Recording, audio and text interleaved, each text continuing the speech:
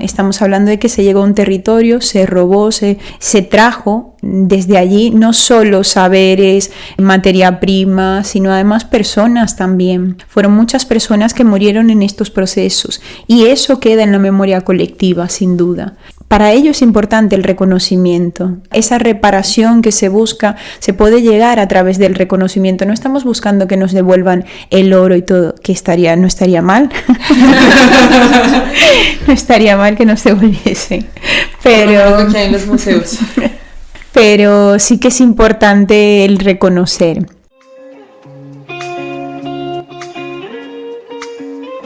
Hola, nosotras somos Dani y Ale. Y esto es Migrantes Anónimas, un podcast donde hacemos preguntas, desmitificamos ideas, contamos historias, Confesamos miedos y sueños, aprendemos de otros y nos acompañamos a atravesar esta aventura llamada migración.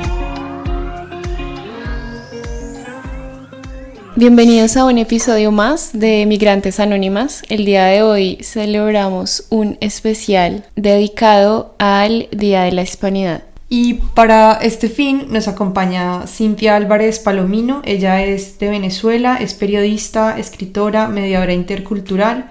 Ha colaborado con la Cruz Roja, Médicos Sin Frontera, Museo de Diseño de Barcelona, entre otras instituciones. Y también es autora del libro Mujeres Negras en la Filosofía, Mujeres Negras en la Ciencia, y también es la gestora del proyecto Yo, Mujer Migrante.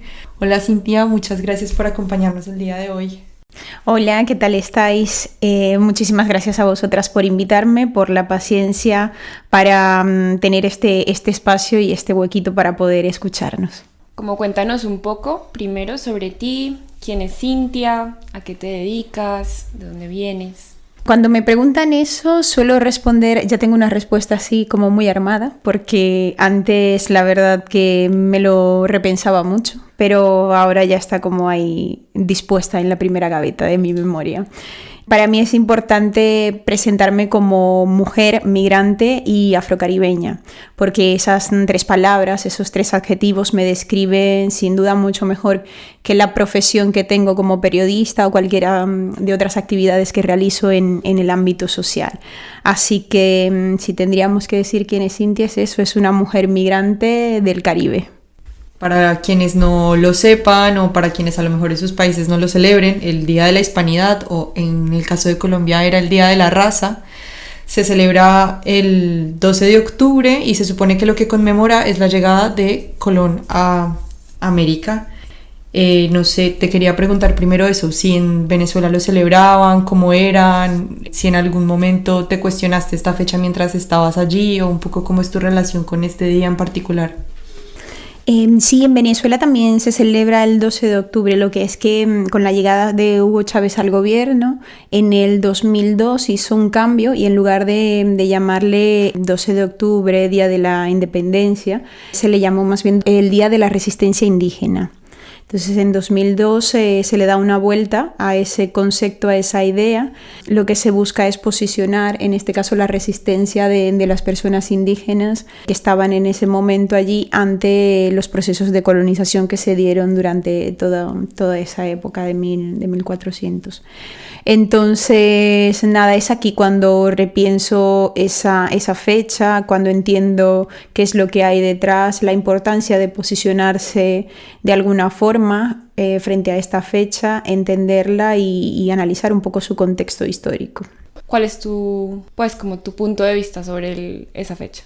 Yo creo que este es un tema bastante controvertido, como lo hemos comentado. Yo creo que mi posición está muy clara. Es importante el reconocimiento, reconocer la historia, puntualizar en ella, describirla y que la sociedad la conozca y sepa de dónde viene este día y todos los antecedentes históricos que están asociados a ella, porque si no se nos olvida. Tenemos una memoria muy cortita. Es necesario volver a la historia, saber qué es lo que ha sucedido, leerla desde la perspectiva que tenemos ahora, con los valores que tenemos ahora, entender cuándo sucedió y por qué sucedió, entender también ese contexto, también centrarnos en cómo de alguna forma a través del reconocimiento poder generar una reparación. Ya sé que esta palabra también es genera bastante discusión, sobre todo en el ámbito de la historia y en el ámbito político, ahora que estamos hablando también de descolonizar los museos desde la parte de la cultura,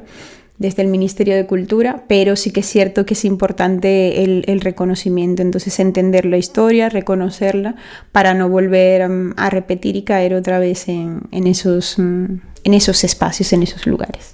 Volviendo un poco a lo que dices de cómo era en Venezuela antes de que llegara Hugo Chávez, no sé si precisamente este cambio de nombre o la posición del presidente en ese entonces, ¿qué decía la sociedad al respecto? No sé, porque yo siento que también hablamos un poco de esa reparación, de reconocer un poco la historia, pero siento que en nuestros propios países a veces también, no se cuenta la historia del todo bien o no sé, igual nos disfrazamos de indígenas sin saber un poco del todo de qué se trata, tampoco hay un reconocimiento a esos saberes ancestrales en nuestros propios países, entonces también no sé cómo era, por ejemplo, en Venezuela antes de Chávez, si hubo un cambio con él, si no.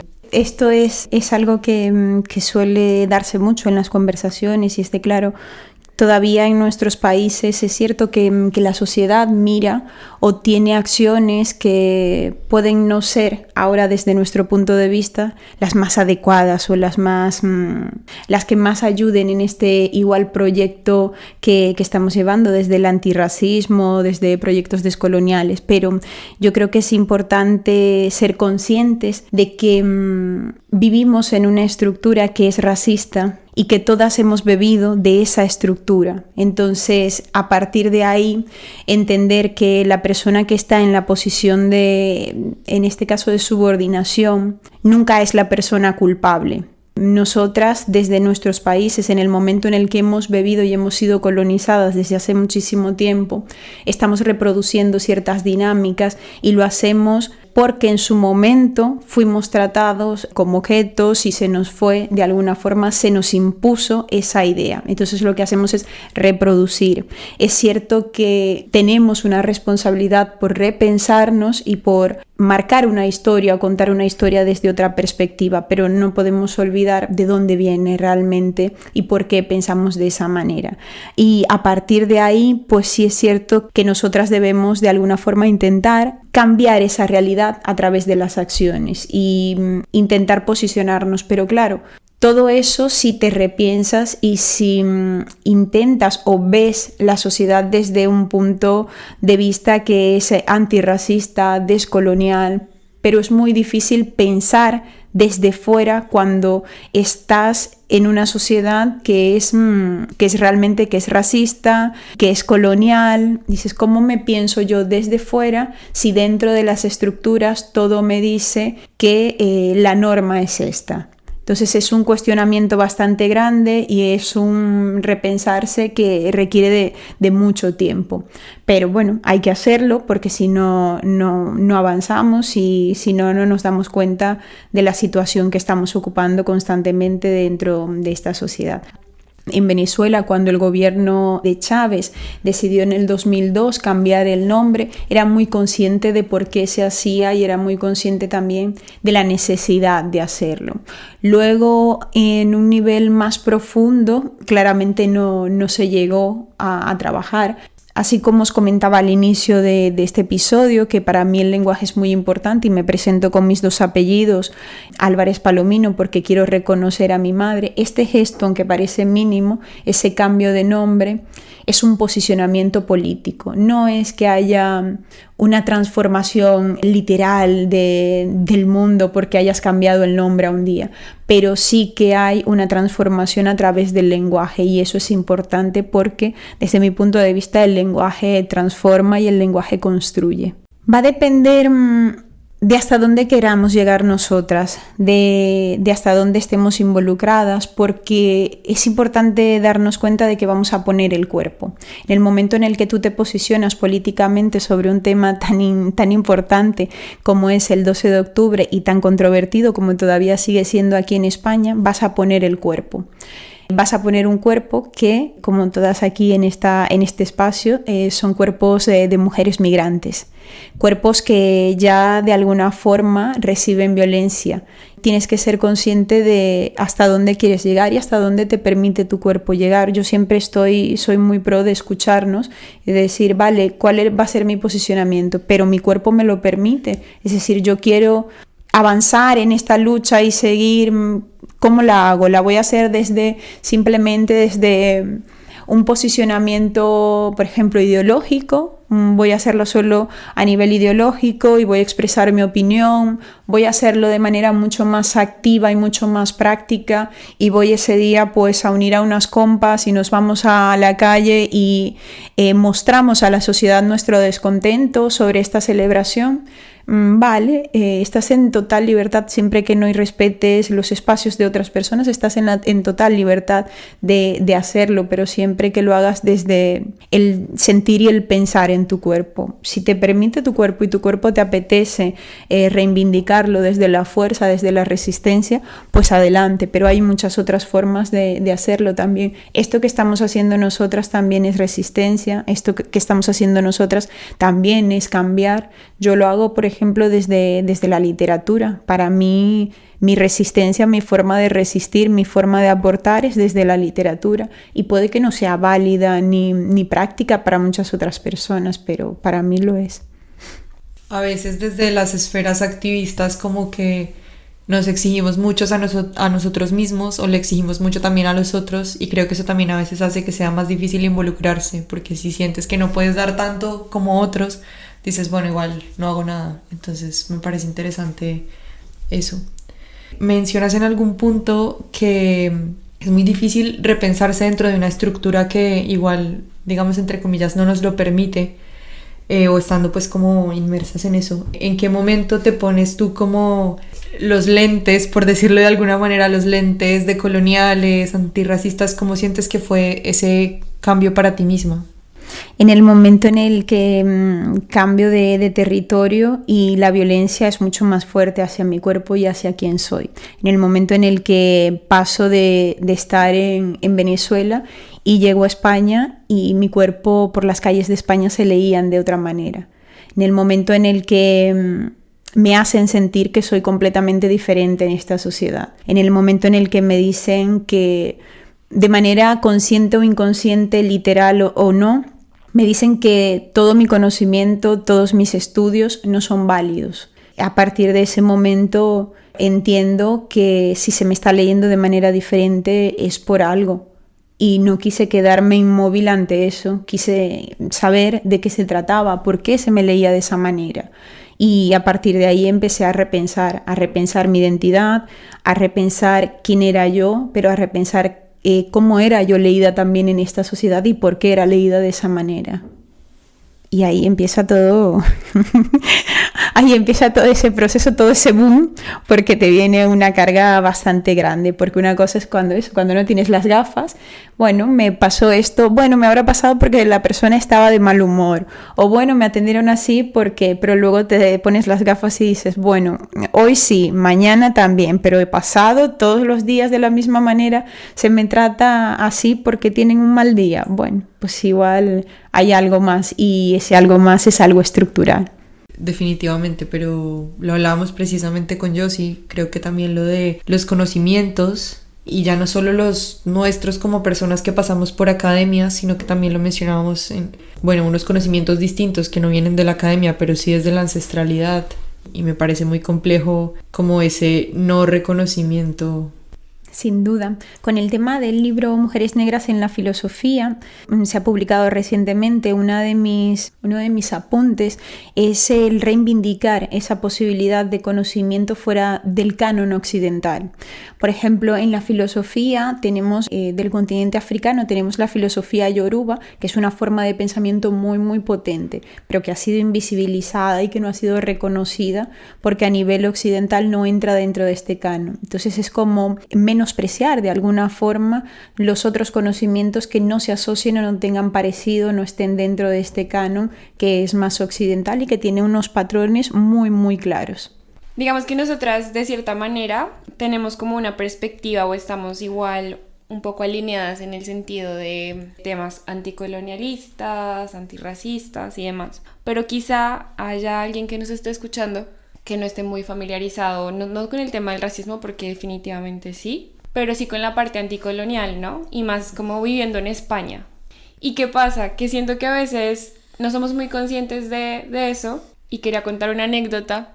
Y bueno, yo estando en Madrid, tomé una foto de un lugar que me parece precioso porque tiene un edificio hermoso, maravilloso, la publiqué en Instagram y yo, bueno, qué lindo que es Madrid. Y me responde un chico que es español y me dice, eso fue lo que hicimos con el oro que nos robamos. Me chocó muchísimo, o sea, porque lo dijo de una manera como tan... O sea, que dije, es que no te puedo rebatir ante eso, porque es cierto. Como que doy por hecho muchas cosas, ni siquiera doy por hecho, como que pasaste por la historia súper rápido y no nos damos cuenta del impacto que eso tuvo en nosotros como sociedad. De un montón de cosas que al final no somos muy conscientes, pero el robo, el saqueo, la violencia, de cierta manera nos ha atravesado a todos, generación tras generación. Sin duda, sí, sí. Por eso hay muchas personas que no están muy a favor del tema del reconocimiento, y cuando hablamos de reconocimiento hay algunas personas como que les cuece un poquito y dice, pero ¿reconocer qué si ya pasó hace tanto tiempo?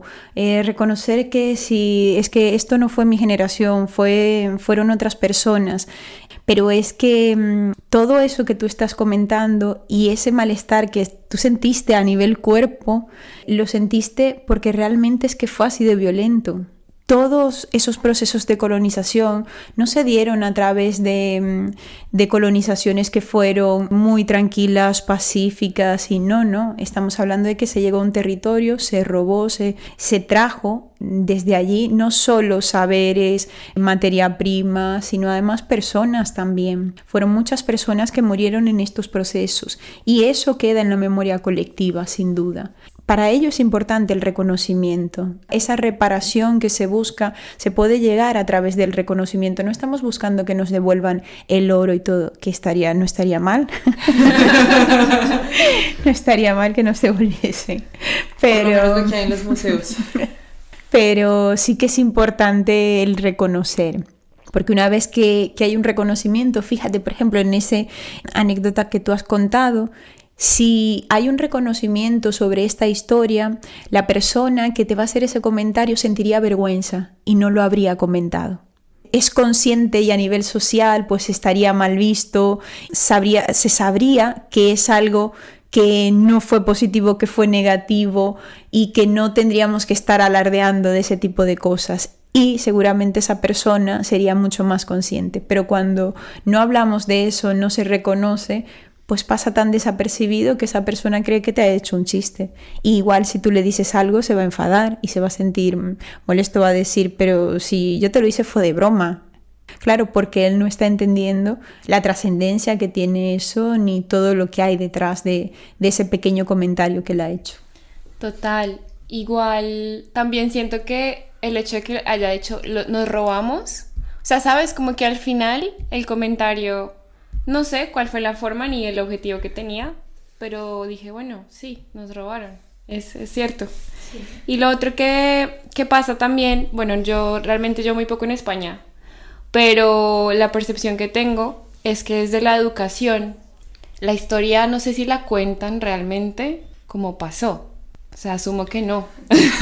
No sé si tú tienes más contexto, información, porque lo que yo siento es que hay como una sensación de igual les hicimos un favor. Sí, a nivel histórico hay varias líneas, pero una de ellas es que sí, que igual quién sabe dónde estaríamos si no hubiese sido por, bueno, las personas que colonizaron en este caso nuestros territorios.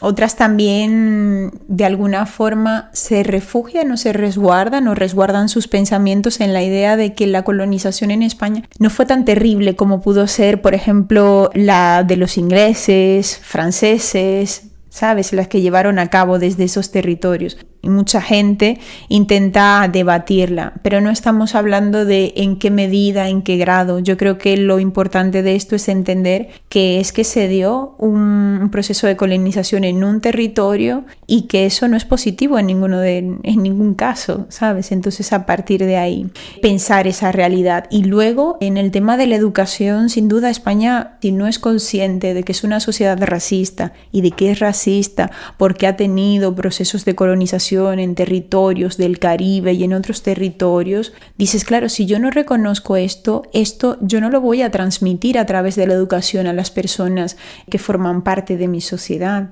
España no hace ese recorrido por la historia. España ha borrado por completo su historia negra, su historia afrodescendiente y la relación que tiene con las personas negras. Solo hay una representación estereotipada, con sesgos de las personas afrodescendientes y siempre como subhumanos, como subpersonas, y dices... Justo respecto a como a la educación, bueno, efectivamente no sé cómo sea la educación, imagino que como dice Cintia, el año pasado o incluso salió un documental que no recuerdo el nombre, pero básicamente era como un lavado de cara de la colonización, en donde además para darle fuerza a esa opinión traían personas de América, entre ellos Carlos Vives, muy espantoso, en la que querían decir que la colonización había sido fabulosa porque habían construido universidades, hospitales, no sé qué, y decían que básicamente hay un montón de herencias culturales que nos quedaron a nosotros a partir de ahí, y es como, evidentemente, me imagino que habrá muchas expresiones culturales que tengamos en Colombia que vienen de lo que fueron en ese entonces los colonizadores, pero una cosa es adquirirlo de manera, vale, dos pueblos que efectivamente se encuentran de manera pacífica y aprendo X, y otra muy diferente es que te lo impongan y además te quiten tu lengua, maten a gente, porque además muchísimos indígenas y personas afro murieron en el proceso. Y bueno, sí, o sea, sigue habiendo un lado de cara y un no reconocimiento a lo que había antes. Y también lo que dice Cintia, como en el discurso, veía también en estos días un video en LinkedIn o lo que fuera, y decía, es que ningún país, ninguna sociedad desarrollada, no sé qué, y decía, como que él consideraba no civilizado cualquier persona que no viviera de la forma occidental que se supone que debemos vivir, y pues creo que todos estamos viendo que no nos está llevando precisamente a tener un mejor planeta, o en general nos estamos también suicidando mucho más. Entonces no sé también dónde tenemos la definición de civilizado y qué tan necesariamente bueno fue que llegaran los españoles a imponer el modelo occidental. Ya te digo yo, todos esos conceptos están vistos desde una óptica occidental. Y lo civilizado y el desarrollo solo está pensado desde una óptica occidental. Todo lo que en España se tiene como desarrollo, claro, si es contrario a lo que puede haber en otros territorios, se menosprecia.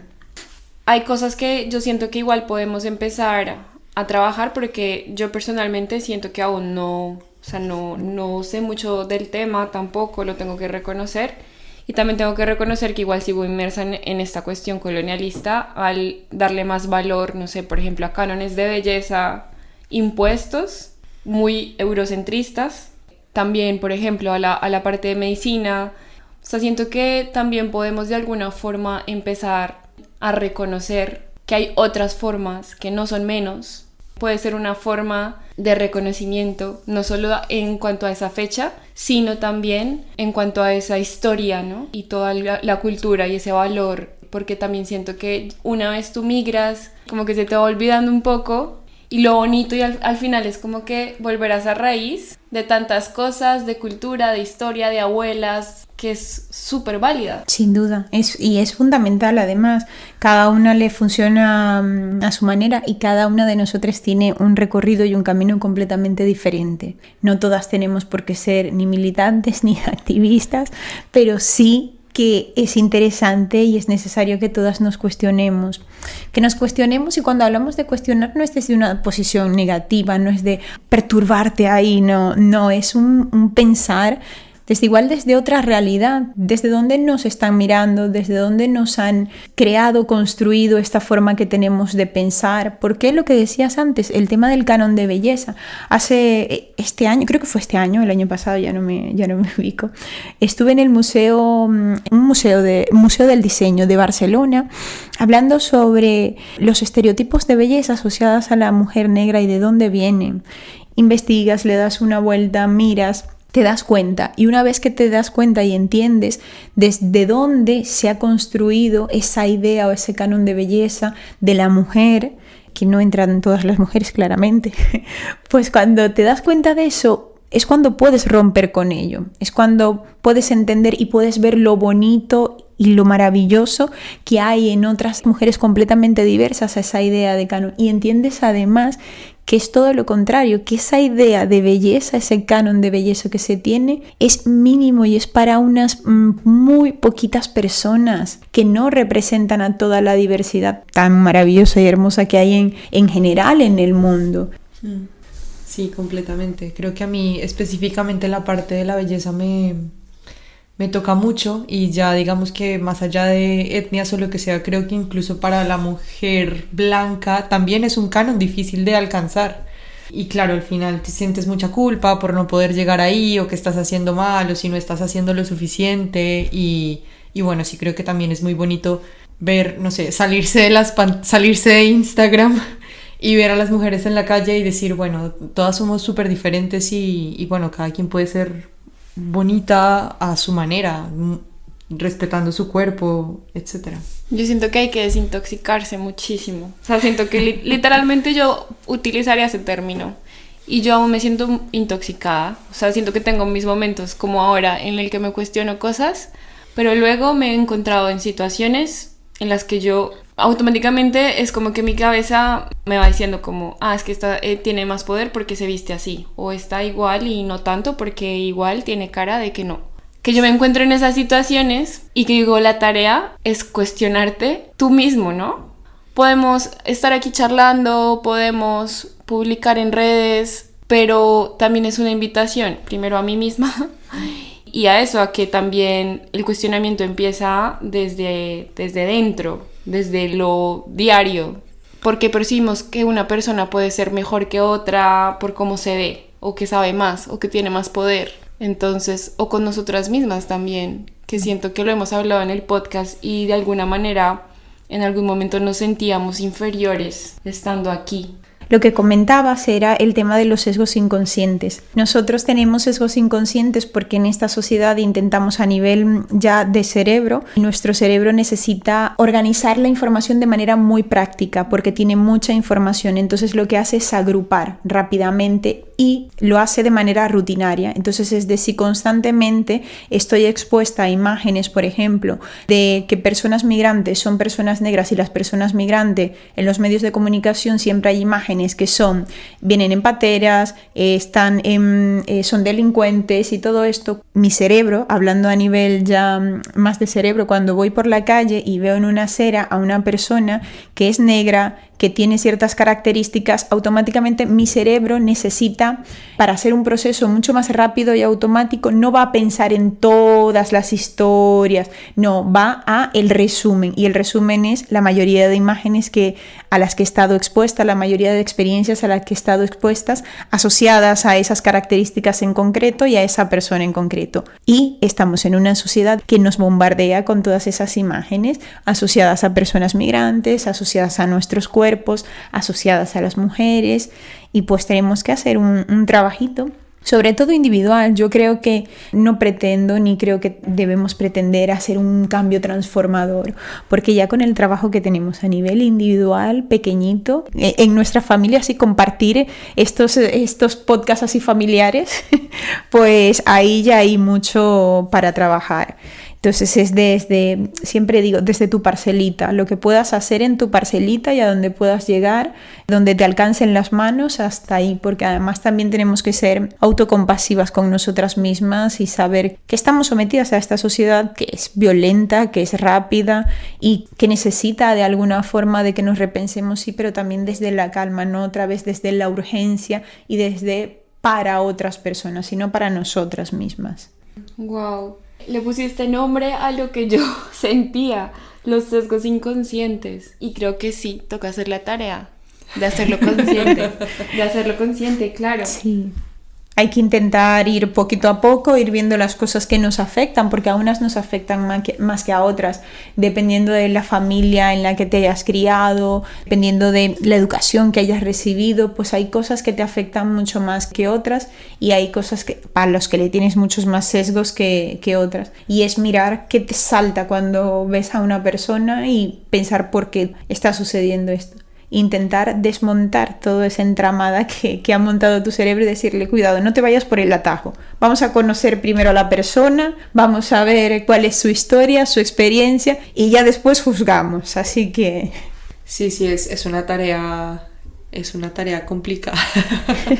Pero bueno, me gusta mucho lo que dices de la autocompasión y de ir hasta donde podemos, porque también no se trata tampoco de irnos a vivir a una aldea remota y alejarnos del mundo porque es malo, y tampoco creo que si alguien lo quiere hacer, tampoco estoy diciendo que no, pero tampoco se trata de irte peleando con todos los que, no sé, con el que te hizo el comentario en Instagram de los edificios, o irse peleando con todo el mundo. Que yo creo que a veces también esa labor, entre comillas, pedagógica, también va un poco de tenerle compasión al otro. A lo mejor tampoco sabemos qué le enseñaron en la casa o a qué estuvo expuesto, qué le dijeron en el colegio, que también es importante que cada persona se repiense. Pero creo que también si vamos a atacarlos con violencia cuando ellos tienen sus propios sesgos inconscientes, probablemente no lleguemos a un verdadero diálogo.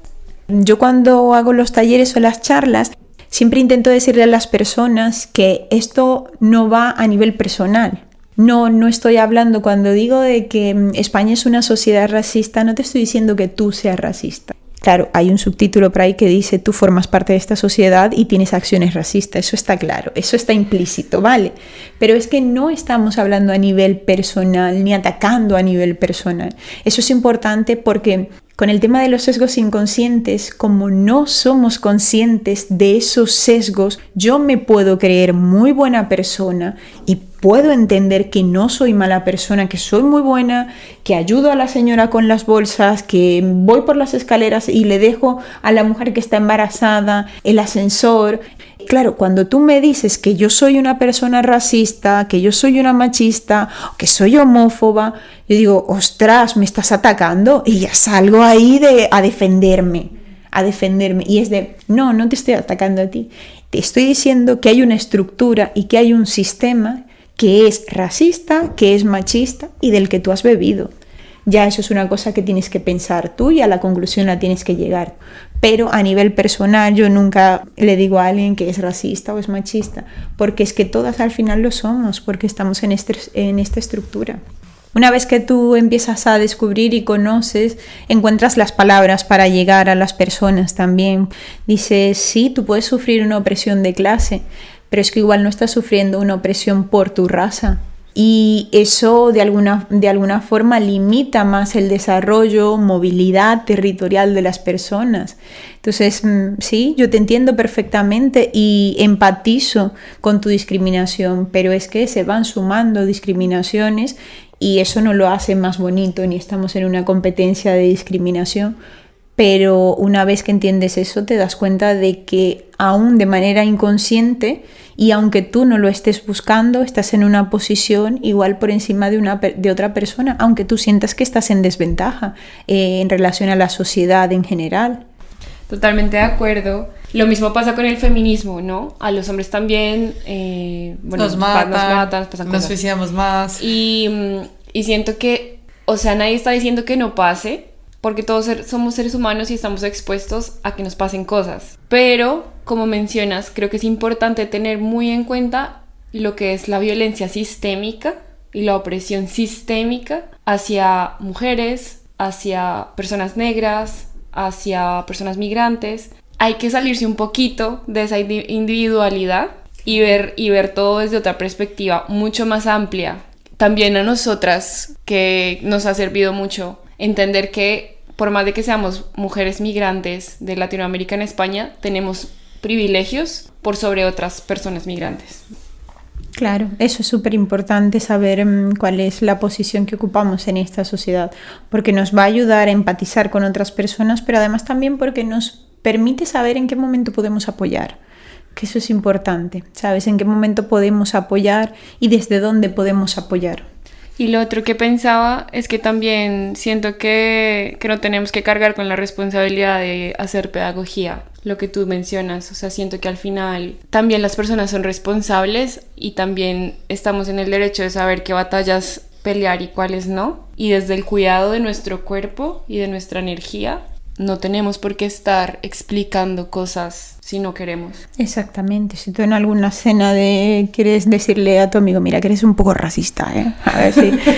Perfecto. Y ya sabes que te lo vas a comer y que vas a aguantar toda la noche con él. Si te apetece y si tienes las fuerzas, pero si no, no tienes por qué. Creo que es Grada Quilomba, en Memorias de la Plantación, que ella comenta que en alguna ocasión le han preguntado, le han hecho algún comentario, imagínate, le han preguntado lo típico, ¿y de dónde eres? Y ella ha decidido ya de manera política no responder, hacer como que no escucha la pregunta. Y le vuelve a traer, ¿de dónde eres? El día que le apetezca responder o a la persona que ya le apetezca responder, le responde. Pero a quien no le apetece, literalmente se queda callada y ya está. Cada una tiene que encontrar la suya. Me encanta. Sí, me parece una muy buena táctica. Había un término precisamente hablando como de el Día de la Hispanidad, que específicamente en Estados Unidos se celebra como el mes entero, etcétera, etcétera. Algunas mujeres negras han decidido utilizar el término afrohispanidad. ¿Qué término prefieres? O un poco como... Si una persona lo dice, yo quiero o yo utilizo este término o esta definición por esto en concreto, porque con este otro no me siento representada, eso es lo más importante. Eso es necesario, porque si no te sientes incluida en este día, por ejemplo, ¿por qué tienes que celebrarlo? No tienes por qué celebrarlo, no tienes por qué sentirte parte de... Y una forma de demostrarlo sin duda es crear tu propio concepto y apropiarte de esa palabra y hacer un posicionamiento político sobre ella.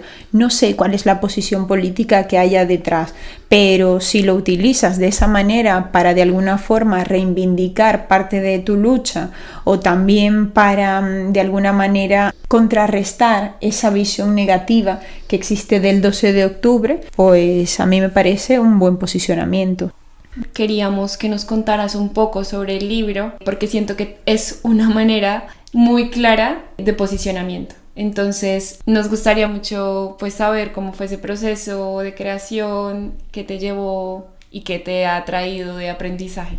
Es una historia bastante larga. Voy a intentar resumirla. El libro, este último, Mujeres Negras en la Filosofía, nace dentro del proyecto Mujeres Negras que Cambiaron el Mundo. Y el proyecto Mujeres Negras que Cambiaron el Mundo nace en ese repensarme yo, repensar mi identidad y darme cuenta de que la forma en cómo se leía a las mujeres negras y a las mujeres migrantes en España era muy negativa y estaba asociada a estereotipos y prejuicios constantemente. Entonces yo no me quería seguir manteniendo en esa lectura que estaba haciendo la sociedad de mí. Y cómo era muy difícil transformar de un día para otro la sociedad por completo, yo lo que pensé fue en hacerlo desde una parte más positiva y es destacar aquellas mujeres negras afrodescendientes. Han destacado en diferentes áreas, pero para mí era muy importante que esas áreas fueran de reconocimiento social. Eso que se dice mucho de romper la casa del amo con las herramientas del amo. Pues tú quieres ciencia, toma ciencia, pero hecha por mujeres negras. ¿Quieres filosofía, pensamiento, construcción de la sociedad desde un pensamiento y un canon filosófico? Pues toma, aquí tienes filosofía, pero pensada por mujeres negras, pensada por mujeres afrodescendientes. Entonces, para mí eso es importante porque no quiero decir, no, nosotras no somos esto, nosotras no somos estos estereotipos que nos estás contando. No, yo quiero decir, nosotras somos esto. Aquí están estos libros, aquí están estas mujeres y hay muchísimas más, son completamente diversas y además que se tenga en cuenta de que Yo estoy utilizando tus herramientas para desmontar esas ideas que tú me estás diciendo y esos estereotipos que estás asociando a los cuerpos de las mujeres negras. Pero que sepas que hay muchas otras mujeres que están fuera de esos cánones, de esas estructuras que son de poder social, que también están haciendo cosas por esta sociedad. Mujeres que ahora están pensando el mundo desde debajo de una mata de mango, mujeres que me hablaron del feminismo como mi abuelo o mi madre, sin saber que estaban hablando del feminismo, pero estaban hablando de igualdad, ¿sabes? Entonces esto también es muy importante ponerlo sobre la mesa. Yo utilizo tus herramientas, pero que sepas que reconozco todas las otras herramientas que hay y que son muy válidas y que nos han enseñado muchísimo. Entonces, a partir de ahí nace este segundo libro, Mujeres Negras en la Filosofía. Reúne las biografías de 12 mujeres negras afrodescendientes, filósofas de diferentes partes del mundo, del continente africano, de Latinoamérica también. Y ahí está, con la idea simplemente de que vayamos desmontando y de que esas imágenes siempre negativas que están asociadas, que os comentaba antes al inicio del tema de los sesgos que se nos van colando en la mente, pues que se vayan colando de vez en cuando estas imágenes que son positivas y que en alguna ocasión, por lo menos, cuando vaya a alguna escuela a dictar una charla, alguna educadora, algún educador, algún niño, alguna niña, por fin levante la mano y dice: sí, yo conozco a una científica negra. Lo valioso que dices sobre no solo las personas que han hecho una carrera profesional y que tienen acceso a una educación de alta calidad, son dignas de respeto, por ejemplo. O sea, es que para mí es como, solo por el hecho de ser un ser humano, o sea, ¿sabes? Me cuestiono un poco eso, como ¿por qué tenemos que entonces demostrarle al mundo que también podemos ser científicas, que también podemos ser... ¿Sabes? O sea, eso me parece triste, es como, sí, me da un poco de rabia. No soy una mujer negra, pero sí es como que a veces sentía, y lo siento por llevarlo desde mi perspectiva personal. No. Es lo que conoces. Sí, es lo que conozco.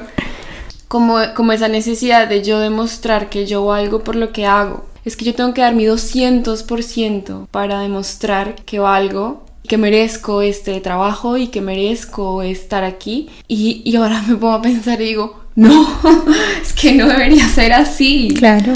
Justo en estos días salió una publicidad en Instagram, no sé si la vieron, donde era como la gente mirando mal a personas racializadas o de colectivos culturales diferentes. ¿La del ministerio? Sí, horrorosa. Y luego resulta que que era el médico, no sé qué tal, y es como, bueno, como que te arrepientes de mirarlo feo porque era el médico, y entonces es como, entonces si no es médico, sí lo puedo mirar feo. Claro, eso se entiende cuando luego ves igual el equipo que hay detrás, de quiénes fueron las personas que igual desarrollaron esta campaña y desde dónde se pensó, desde dónde se ideó. Si no tienes dentro de tu equipo un equipo diverso, un equipo donde la interculturalidad sea la base, es normal que sigamos reproduciendo estos sesgos porque estamos dentro de la estructura. Bueno, Cintia, pues muchísimas gracias por habernos abierto este espacio, por contarnos tu perspectiva, tu proceso, tu trabajo, por hacernos cuestionar cosas. Y bueno, más que todo era eso, como hacerles una invitación a quienes nos están escuchando a repensarnos muchas cosas, a hacer un ejercicio de procurar romper con esos sesgos inconscientes. No sé, Ale, si quieres mencionar algo más. Recordarle a todo el que se haya sentido atacado que no es un ataque personal, que me parece muy importante, y que tampoco estamos diciéndole al vecino de al lado que venga y nos pida perdón por el 12 de octubre, pero eso sí, que repensemos la fecha desde nuestras propias posibilidades y que también dentro de lo que cabe reconozcamos qué papel estamos jugando en la sociedad, qué privilegios tenemos y cuáles no. Nada, muchísimas gracias a vosotras por la invitación. Sí, reafirmo lo que habéis dicho, creo que todas deberíamos de repensarnos un poquito, por lo menos cada día, y luego entender que es un cuestionamiento a nivel también estructura, no personal, como decías, Alejandra, que eso es súper importante porque quita la culpa y la responsabilidad que nos han instaurado en las mentes. Y ya para cerrar, quería comentaros, bueno, primero que estamos en Instagram como Negras que Cambiaron el Mundo, y os dejo la frase de Grada Quilomba que cierra el libro Mujeres negras en la filosofía, que es: el racismo tiene que ver no solo con los prejuicios, sino también con la práctica del prejuicio, que únicamente puede ejercerse a través del poder. Nada, un abrazo muy grande. Wow, Hermoso, potente, gracias. Sí. Qué buen cierre. Chao. Chao. Si llegaron hasta acá, muchas gracias por escuchar Migrantes Anónimas. Esperamos que el episodio les haya sido de utilidad y que lo hayan disfrutado. Y también, si les gustó, nos pueden seguir en redes sociales, migrantes.anónimas en Instagram. Pueden darle like al episodio y recomendárselo a alguien que crean que puede ser útil. Estas cosas sencillitas nos impulsan muchísimo a seguir creando contenido y además nos ayudan a crecer. Se los agradeceríamos infinitamente.